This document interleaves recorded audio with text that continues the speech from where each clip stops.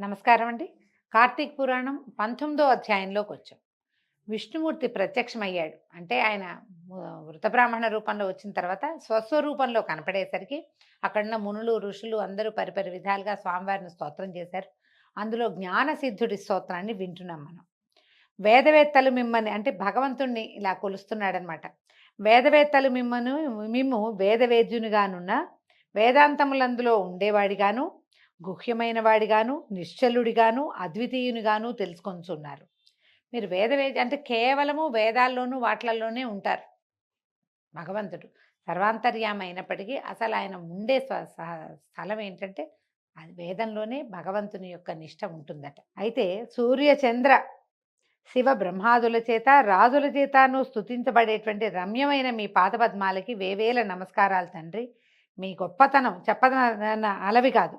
శివపూజ దురంధరులు, సంసార భయాన్ని తీసివేసేటువంటి సమర్థులు, జన్మ సంసార సముద్రమందున్న శివాదుల చేత మా ప్రాణుల చేత నిత్యము కొనియాడబడేవాళ్ళు, పర్వతాది రూపాలను కూడా ధరించిన మహానుభావులు, పంచమహాభూతములు, చరాచర రూపములైన అన్ని భూతములు కూడా భగవత్ విభూతి వల్లే అవన్నీ కలుగుతాయి.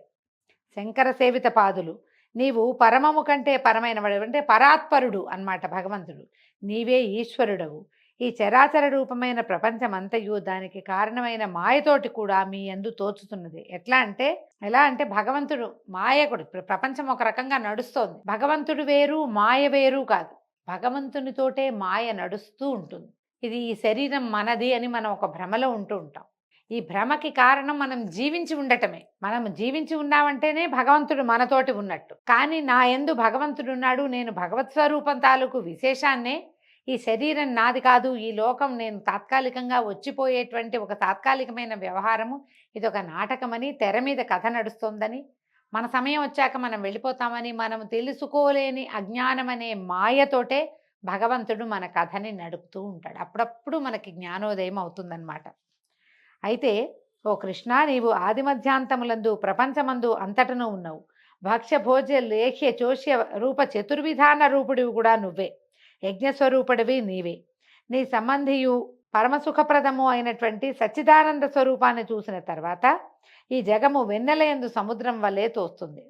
నీవే ఆనంద సముద్రుడవు, నీవే ఈశ్వరుడవు, నీవే జ్ఞానరూపుడవు, సమస్తమునకు నీవే ఆధారము, సమస్త పురాణసారము నువ్వే అవుతావు. నీ వలననే సమస్తము జనించును, నీయందే లయించును. నీవు ప్రాణుల హృదయములందు ఉండేవాడవు, ఆత్మస్వరూపుడవు, అఖిల వంద్యుడవు.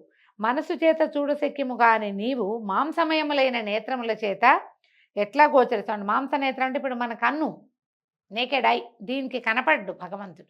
కేవలం అంతర్నేత్రంతో మనం చూడగలుగుతాం. ఈ అంతర్నేత్రంతో కూడా చాలా ప్రయత్నం చేస్తే కానీ, చాలా తదేక దృష్టి కలిగితే కానీ భగవంతుణ్ణి మనం చూడలేకపోతాం.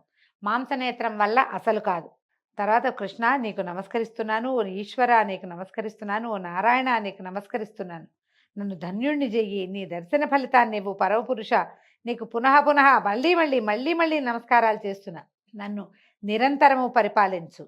సమస్త లోకములందు పూజించదగిన నీకు నేను మొక్కుతాను. ఇందువల్ల ఈ జన్మ సఫలంగా కావటం నీకేమీ కొరతప్పుడు నా జన్మ సఫలమైనా నీకు కొరతేమీ లేదు తండ్రి. నాలాంటి వేవేల ప్రాణుల్ని ఉద్ధరించడానికే నువ్వు ఉన్నావు అని చెప్పి ఎన్నో రకాలుగా నమస్కరించి నన్ను రక్షించు, కాపాడు, కరుణించు, దర్శనమివ్వు, మళ్ళీ కనిపించమంటున్నాడనమాట విష్ణుమూర్తిని. నీవు పరమాత్మరూపుడివి, పరమహంస పతివి, పూర్ణాత్ముడవు, గుణాతీతుడవు, గురువువు, కృపావంతుడివి అయినటువంటి కృష్ణ నీకు నమస్కారం. నిత్యానంద సుధాబ్ధి నివాసివి, స్వర్గమోక్షప్రదుడవు, భేదరహితుడవు, తేజవరూపుడవు, తర్వాత సాధు హృదయ సముద్ర సేనుడవు, హృదయ సరోజదళ స్థితుడవు లేక సాధు హృదయ పద్మనివాసివి, ఆత్మరూపుడివి, దేవిదేవేశ్వరుడివి అయినటువంటి ఓ విష్ణుమూర్తి నీకు పరిపరి విధాలుగా నమస్కారం చేస్తాను నాయన అంటే ఆయన్ని స్తోత్రం చేస్తున్నాడండి. స్తోత్రానికి అర్థం చదువుకుంటున్నాం మనం. ప్రపంచమును పుట్టించి పోషించేటువంటి సంహరించేవాడివి నువ్వే, అంతే కదా. సృష్టి స్థితి లయకారుడైన వాడెవడు? విష్ణువు అని చెప్తున్నాడు. ఆ స్వరూపం చూసి నువ్వు పరాత్పరతరుడివి, నీవే ఇదంతా చేస్తావు నాయన, నీకు నమస్కారం. వైకుంఠ నిలయ, వ్యాసాదుల చేత కొనియాడబడే పాదాలు కలిగిన వాడివి. విద్వాంసులు నీకు నమస్కారాలు చేసి నీ పాదభక్తి అనే పడవ చేతే సంసార సముద్రాన్ని దాటి తేజోమయమైన నీ రూపాన్ని పొందుతారు. అనేక బోధలతోటి, తర్కవాక్యాలతోటి, పురాణముల చేత, శాస్త్రముల చేత నీతుల చేత కూడా మనుషులు నిన్ను తెలుసుకుంటారు కానీ చూడలేరు. నీ పాదభక్తి అనేటువంటి నీ కాటుకని ధరించి నీ రూపాన్ని చూసి దానినే ఆత్మగా భావించి ధరిస్తారు. ఒట్టిగా విషయం తెలిస్తే సరిపోదు కదా, నేత్రం కూడా విస్తృతం కావాలి, దృష్టి విస్తారం కావాలి, దృష్టి అంతర్నేత్రంగా అవ్వాలి. అంతర్నేత్రం కావాలి ప్రతి మానవుడికి, అంతర్దృష్టి కావాలి. లోపల వెలుగుని చూడగలిగేటువంటి ఒక దృష్టి కలిగినప్పుడు వాడికి తెలుసుకుంటాం కదా, మనం కథల్లో పురాణాల్లో ఇవన్నిటినీ క్రోడీకరించుకుని ఆ అంతర్నేత్రంతో మనం భగవంతుని యొక్క దర్శనాన్ని చేయగలుగుతాం. గజేంద్రుడు, ధ్రువుడు, ప్రహ్లాదుడు, మార్కండేయుడు, విభీషణుడు, ఉద్ధవుడు మొదలైనటువంటి అత్యద్భుతమైన నీ ముఖ్య భక్తుల్ని కాపాడేవు తండ్రి. నీ నామం కీర్తిస్తేనే సమస్త పాతకాలు నశిస్తాయి. ఒక్కసారి నీ నామ సంకీర్తన చేసేవాడు కూడా నీ పద సన్నిధికి చేరిపోతాడు. ఎంత ఆశ్చర్యం నాయన అంటున్నాడు. ఇంకేం చెప్తున్నారు? కేశవ, నారాయణ, గోవింద, విష్ణు, జిష్ణు, మధుసూదన, దేవ, మహేశ, మహాత్మ, త్రివిక్రమ, నిత్యరూప, వామన, శ్రీధర, హృషికేశ, పద్మనాభ, దామోదర, సంకర్షణ, నీకు వందనములు. ఇందులో ఒక నామం వస్తుంది చూడండి. ఓ కృపానిధి, మమ్ముల్ని నమస్కరించు. ఈ హృషికేశం హిరిషికేశ అని చదువు. హిరి అనకూడదండి. హాకి గుడిచ్చి కింద రకారం పెట్టలా మనం. ఇక్కడ ఏం పెట్టాం? హాకి వట్రువ సుడి పెడతాం. అరు తాలూకు ఒత్తు హృ అనాలి. హృత్పద్మం హృషికేశుడు. ఈ హృషికేశుడు ఈ నామాలు గనక పదే పదే చదువుతుంటే ఏమవుతుంది? క్రమంగా మాంసనేత్రపు దృష్టి తగ్గి, అంటే చూస్తూ ఉంటాం, ప్రపంచానికి అవసరమైంది, అంతర్నేత్రపు దృష్టి పెరుగుతుంది. నామ సంకీర్తన అంత పనిచేస్తుంది. ఇట్లా స్తుతి చేస్తున్నటువంటి జ్ఞానసిద్ధుడితో భగవంతుడు ఇట్లా అన్నాడట విష్ణుమూర్తి. ఓ జ్ఞానసిద్ధాన్ని స్తోత్రానికి సంతోషించాను నాయన. నా యందు నీ లగ్నమైన నీ మనసు పట్ల నేను ప్రసన్నుడయ్యాను, వరం ఇస్తాను, కోరుకో, నీకేం కావాలో అది అడగమన్నాడు.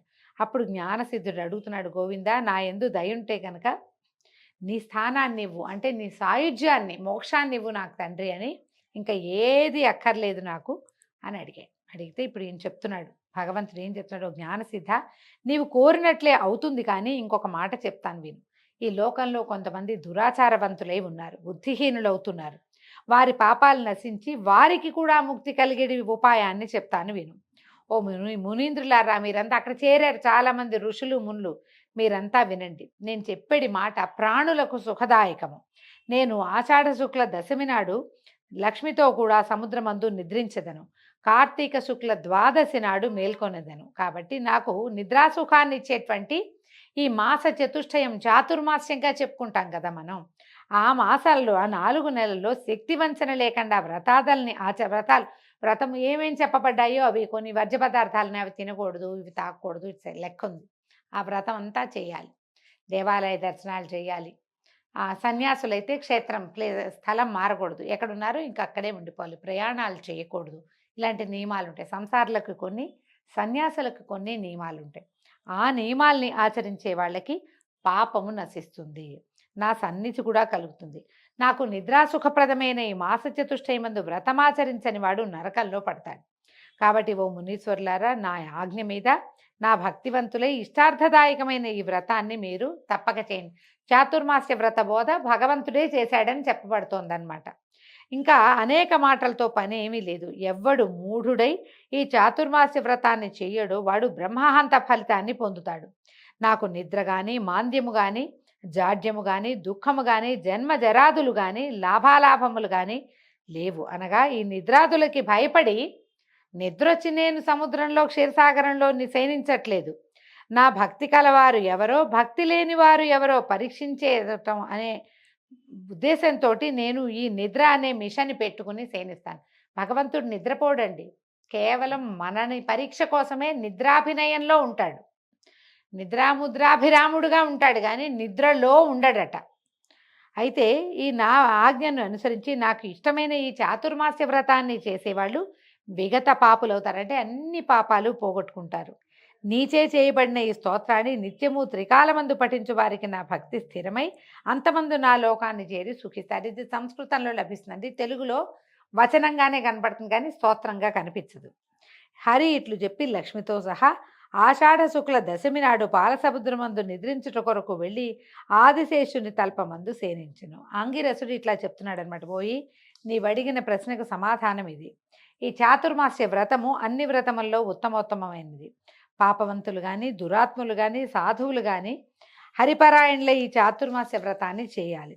బ్రాహ్మణులు, క్షత్రియులు, వైశ్యులు, శూద్రులు, స్త్రీలు అందరూ కూడా ఈ వ్రతం చేయటానికి మంచిదే. వ్రతాన్ని అందరూ అర్హులే దీనికి.